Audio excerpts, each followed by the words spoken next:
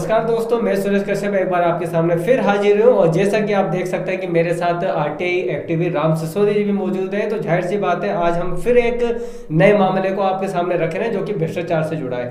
तो इस नए मामले ये कहाँ का होगा, ये राम सिसोदिया जी आपको बताएंगे। तो शुरुआत करते हैं। तो राम सिसोदिया जी, बिना वक्त गवाए आप हमें बताइए कि इस बार कहाँ पे ये भ्रष्टाचार है जो कि आपके पास उसके सारे सबूत है।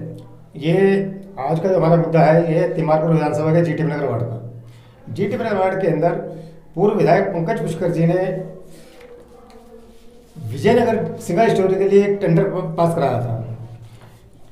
टेंडर का वर्क ऑर्डर नंबर है 397 और इसके अंदर 2 गलियां बननी थी सिंगल स्टोरी के अंदर, विजयनगर के अंदर। और इसका जो टेंडर अमाउंट है वो है 9,09,54 रुपये। जब हमने वहाँ पे सर्वे किया विजयनगर सिंगल स्टोरी के अंदर जाके, वहाँ पर एक गली तो बनी हुई है G35 से लेकर G12 तक। उसके अलावा एक दूसरी गली और बनानी थी।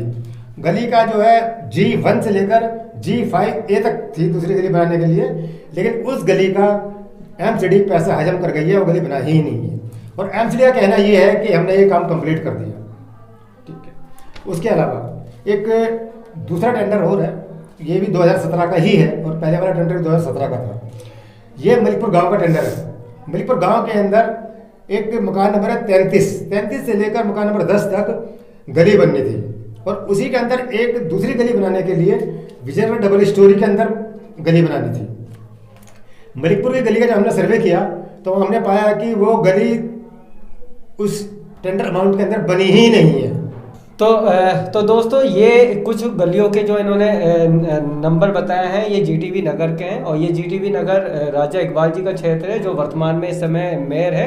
वो कहते हैं कि 24 घंटे के अंदर हम कार्रवाई करते हैं, लेकिन लगातार शिकायतें उन तक पहुंचाई गई है। चाहे वो वार्ड 12 की बात हो, चाहे वार्ड 15 की बात हो या वार्ड 14 की बात हो, सभी तरीके की शिकायतें उनको दी गई है। आखिर उन शिकायतों पे क्या रिस्पॉन्स मिल रहा है या क्या कार्रवाई हो रही है, तो आइए ये भी जानते हैं सिसोदिया से कि आप जो शिकायतें दे रहे हैं, क्या इसका कोई प्रभाव पड़ रहा है दिल्ली नगर निगम पे? हाँ जी, बिल्कुल पड़ रहा है। अभी मेरे पास हाल ही में सिविल लाइन जोन से फ़ोन आ रहे हैं, एक दो बार फ़ोन आ चुके हैं मेरे पास।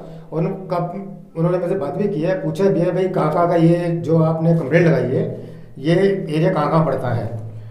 इसके लिए उन्होंने अपनी एक निरीक्षण टीम बनाई है जो कि क्षेत्र में जाएगी और हमारे अगर ज़मीन पर जाकर देखेगी कि वाकई में ही ये काम हुए हैं कि या नहीं हुए। तो दोस्तों, जैसा कि हम आपको अपनी तस्वीरों में आप पीछे देख सकते हैं कि जहाँ जहाँ ये भ्रष्टाचार हुआ है, तो वहाँ पे हमने खुद जाकर आपके लिए पूरी वो वीडियोग्राफी की है, ताकि साथ आप भी देखें कि जो ये तस्वीरें इसमें दिखाई दे रही है, तो यही वो गलियाँ थी जहाँ पे काम किया जाना था, वो भी 2017 में। वो काम कंप्लीट दिखा दिया गया, वो आरटीआई की रिपोर्ट कहती है। और अब आरटीआई की रिपोर्ट को और ज़मीन को हम जब आपसी मिलान करते हैं, तो वहाँ के स्थानीय लोग बताते हैं कि ये गली तो अब तक बनी नहीं। और जबकि वहाँ की जो स्थिति है वो भी आप देखेंगे तो आप खुद देख के बता देंगे कि वहाँ कोई गली बनी ही नहीं है। तो लिहाजा ये एकदम प्योर रूप से एक भ्रष्टाचार है, जो कि सबको दिखाई दे सकते हैं। जो भी जाएगा वो देख सकता है कि पहले हमने आपको बताया कि जैसे पार्कों के अंदर इन्होंने 24 लाख रुपए का जो घोटाला किया, वहाँ पे काम नहीं हुआ, लेकिन वो काम भी पूरा करके दिखाया गया। उसी तरीके से इन गलियों का भी टेंडर तो हुआ, लेकिन और काम भी कंप्लीट दिखाया गया, लेकिन जमीन पे काम नहीं हुए। अब जैसे कि ये पूर्व विधायक पंकज पुष्कर के फंड से ये सारे काम किए जाने थे। हालांकि निगम पार्षद का इसमें रोल नहीं है, लेकिन राजा इकबाल जी, जो कि बीजेपी शासित MCD में इस समय महापौर है, तो वो कहते हैं कि नगर निगम भ्रष्टाचार नहीं करता।